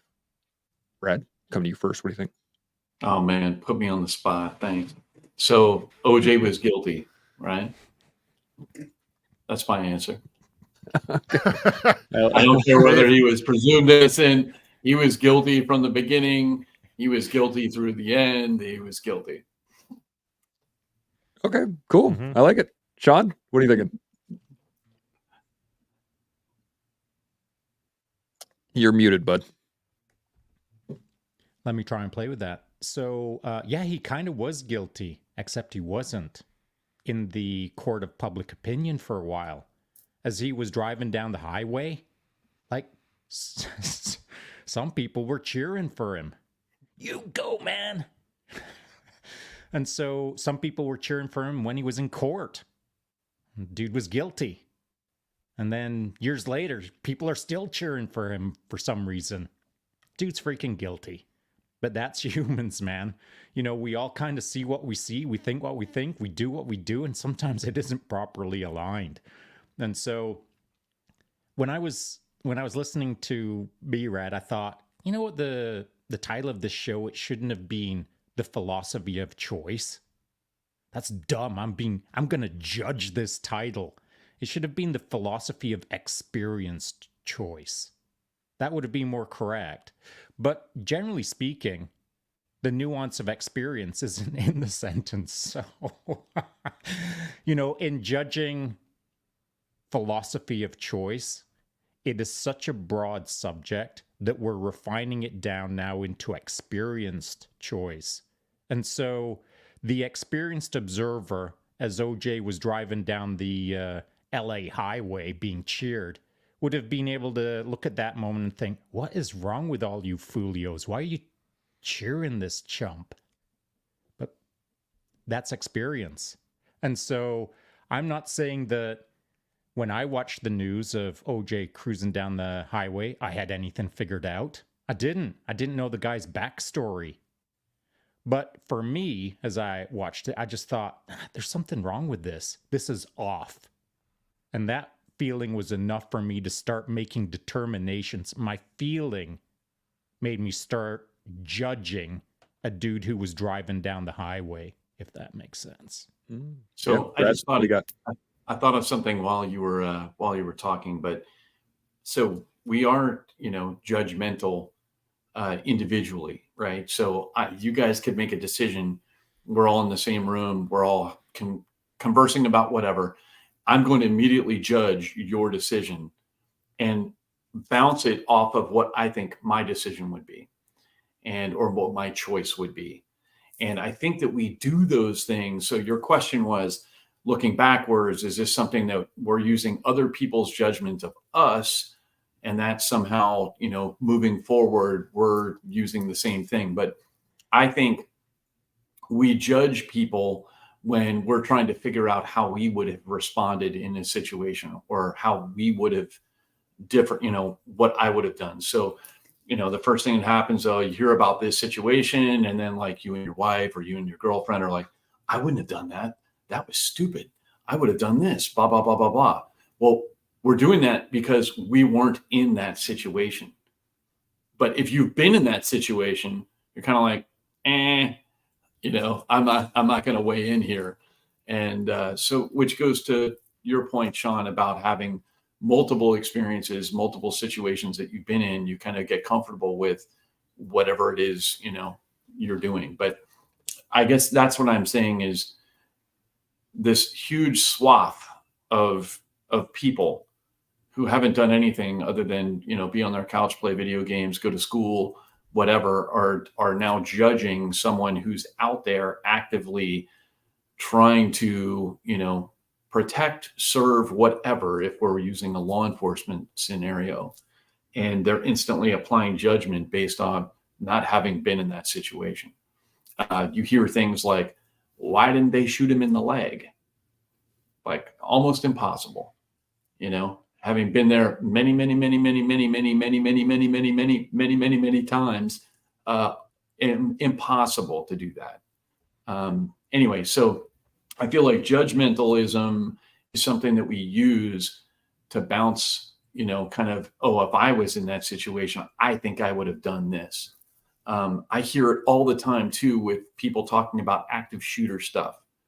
Well, I need to be packing a heater so that when this guy jumps out and starts blasting somebody in a movie theater or does whatever, you're trying to, like, in that situation, you could pull out the heater, the cops see you, think you're the guy that's causing the problem, and now you're getting filled in because, somebody's like, I don't know. So, I just feel like people need to shut the fuck up unless they've been in that situation or made that decision.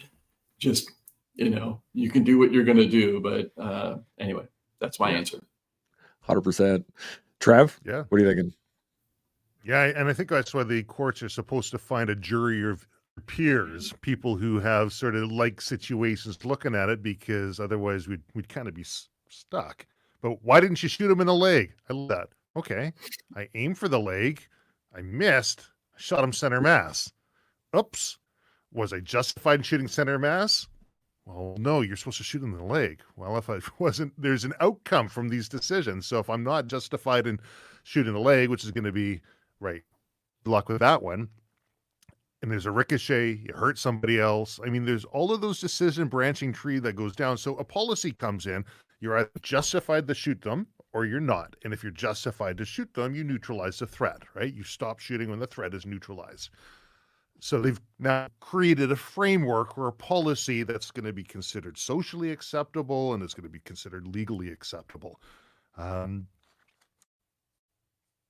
When maybe shooting in the leg could have solved it. Maybe someone goes and shoots in the leg in a situation like that, and even though the framework was in place, and it works out for the better. That's the whole rolling of the dice. But it's interesting. I would have to question. Listen, let me play devil's advocate here.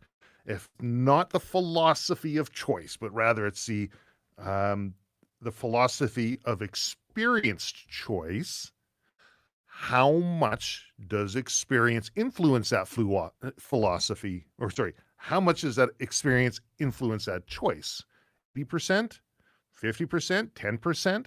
So if we can ascribe a percentage that experience influence a choice, how much of that is our choice and how much of that is the experience that happens, and where did that experience derive from? This is why I love this, because it's such a broad question, such a broad concept. There's so much we can go into. Sean, what do you got? So a simple answer, though it might not be perfect and it might not be precisely right, in my mind, is this. How much does experience impact choice? Well, to such a great degree that choice, the word choice, could be struck out and be replaced by solution. So the experience of solutions rather than the experience of choice. Because choice, I mean, loosely, could infer that someone doesn't see them as solutions. They just see them as a lot of things that they have to decide on. But the more experience that you have, you see solutions lined up in front of you. So out of 10 choices for one person, I'll see 8 solutions and 2 choices. And so the idea being that a choice is an unknown. I'm going to choose that, and my lack of experience means that I don't know where this is going to go, but that's the one I'm going to choose. Whereas someone who's highly experienced, they see, again, choices, but those choices are solutions, and those solutions, they know what they're going to provide. They know what's at the end of that hallway. They know what's inside that door. They know what they're picking. And so the philosophy of experience choice is solutions in front of your nose rather than choices in front of your nose. Does that make sense? I like that. Yeah, I do like that, but also makes choice illusory. And it definitely does. It allows for, well, it's the removal of the word itself, right? And whether or not that becomes, it goes back to the beginning here that you brought up, Trav, free will versus not free will. Is choice the illusion? Is it more about the experience that we have that creates solutions in front of us versus having the free will to choose? And this is awesome. I love where this is going. Brad, you got any thoughts on this? Yeah. No more bad words. Sorry about that. So this one is, this scenario is a much easier one and probably more common. And that is, you and the girl are out looking at ice cream and, what flavor do you want to get? What flavor do you want to get? And so you're presented with a choice, and there are probably all right answers and all wrong answers. But when you talk about free will and things along those lines, like I can make the choice. I can say, I want mint chocolate chip. I want chocolate. I want whatever. Easy for me to do that. But I start thinking about how this applies to the person that I'm with. Like, do they really like that flavor? Would I rather get something that she's going to enjoy? Because I really don't care. I think about decisions like that being almost more complex than presented with a scenario where I've got to, act quickly or think quickly or something else. I feel like those are much more complicated. I totally agree with that one. Yeah, I think that's probably one of the biggest challenges personally for me is every so often I'll pick up ice cream for my wife and she won't be there. I'll just have to pick it up and I'll have to figure out what she wants ahead of time. It's a conundrum for sure. Sean, you got any thoughts on this? I do. I go through the same problem every time we go out to a restaurant because there is a track record. There is a historical context here whereby when we sit down, my wife picks up a menu and whatever she chooses is what I'm going to eat half of. So if she chooses an item, I know that I'm eating some of that item. So then my item that I choose has to be something that isn't that or somehow complements it, or my simple life gets complicated by knowing my wife's historical choice patterns, and I have to improvise, adapt, and overcome with that. And now here's the hilarious part. Now to Brad's point, the ice cream moment. We've all gone through that. It's quite a complex moment for sure. We've all gone through it lots. But just a few weeks ago, my wife decided that for her birthday, what she wanted was a Ninja Creamy that makes frickin' ice cream. So now we're making ice cream in the house. My life is a whole lot easier now, and here's why. Because my wife makes it all. She chooses the recipe, she does it all, she freezes it up. And then at the end of the day, she'll say, anyone want some ice cream? And I just say yes. And then I get what she's made, and I'm winning. And so the philosophy of choice, I suppose, my experienced choice is this. If you're in the ice cream game long enough with someone, eventually they'll provide the solution. This is I'm sure we could go down this rabbit hole all day long. We are coming up, we're getting close to 2 hours right now. So first off, I want to say thank you guys. Brad, Trav, Sean, this has been awesome. Really great conversation. It has been so rich in my mind that there's a lot of people are going to be questioning how they make their choices just from watching this episode.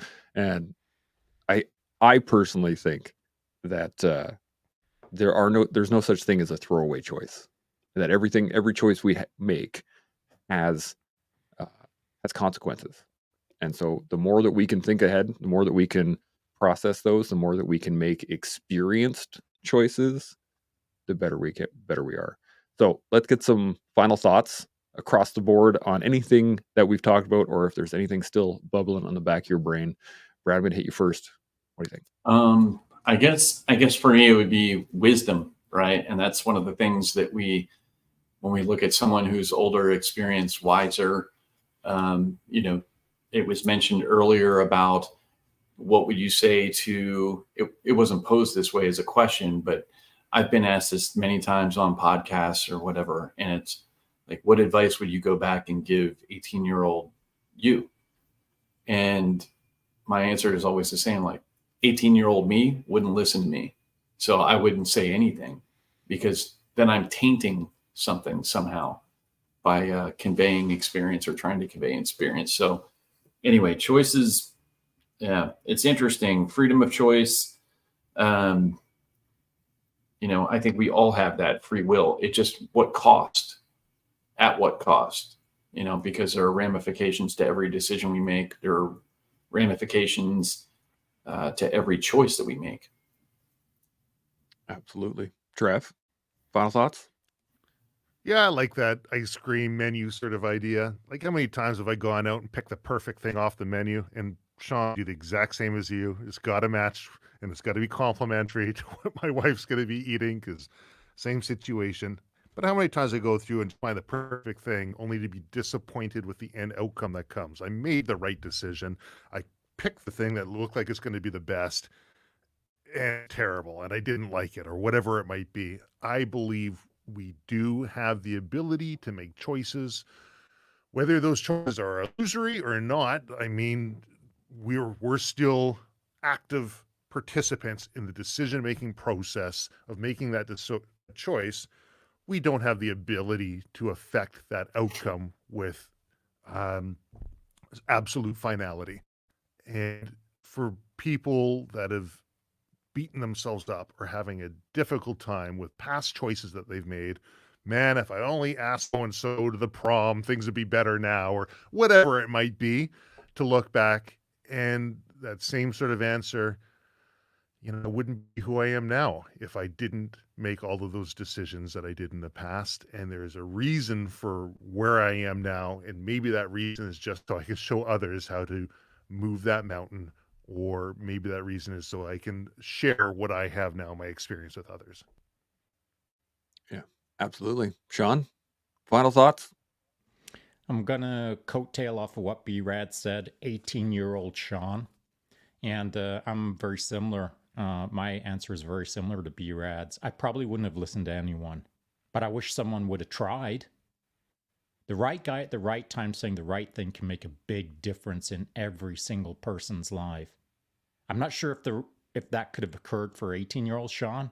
I want to believe that it could have, but it never happened. And so I suppose that's the lesson in life, man. The philosophy of choice. I was never given that choice at 18 to make that binary decision on that good advice that I could have been given. And so I missed out. And so we all miss out on lots of things. We all get lots of things. The choice is, what do we keep and what do we throw away? What do we pick up and what do we put down? Where do we vibe with and where don't we vibe with? Life is a choice. The choice is stripped away from us when we're not given the opportunity to have a choice. And the opportunity was, I never got some guy standing in front of me at 18 and telling me good stuff. And so by missing the choice, I understand the importance of choice, and I can move forward into the future and talk about the importance of choice to Sean at 18 and the importance of choice to Sean now. So whether it happens to you or not, whether the right person talks to you or not, whether life lines up for you or not, you've got the choice to understand that the world is your oyster. You get to do what you want to some degree, make it as magnificent as you want. All of these things will never happen, though, if you don't believe that you can move your own needle. So I'll jump in real quick. The second album that we recorded is called Coulda, Shoulda, Woulda. And I picked that specifically. And I heard you mention it earlier, Chance, not as the album, but just the phrase. And to me, that's been very much a philosophy of mine that I subscribe to. Like, I never want to be the guy that's going to be like, I coulda, or I should have, or I would have, I've never wanted to be that. And you hear so much of it, wherever, in whatever walk of life. Oh, I had this opportunity to buy this GTO, in 1984, and it would be worth this much today. And, all that. I just, make the choice, to echo kind of what Sean was saying. It's like, you got to be out there and live it, 100%. The choices that we make every day matter. And I think that this is the point that I really wanted to make with this show, was that we wake up every day and we make choices, and all of those are important. And the one choice that we can make consistently is we can choose to learn, we can choose to build, we can choose to grow. So hopefully you do that with us here on The Collective.